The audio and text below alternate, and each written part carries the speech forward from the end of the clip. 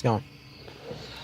Hey YouTube, I just bought this 2001 Chevy Impala SS. It's got the 3800 series motor in it. I had a big problem with it not starting. I thought it was a security light. All the dashboard lights came on and it dumped electricity when it was supposed to start, but it made absolutely no noise whatsoever. So through trying to find everything, me and my buddy Dave here, we had found out that yes, the starter was bad. We replaced that.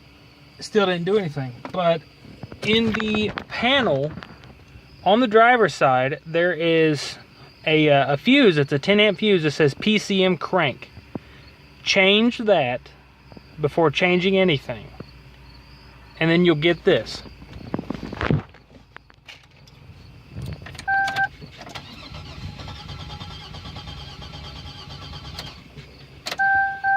See, it cranks now. So then half your problem's done. You check on your fuel relays and you should be fine. I hope this helps you out. See y'all.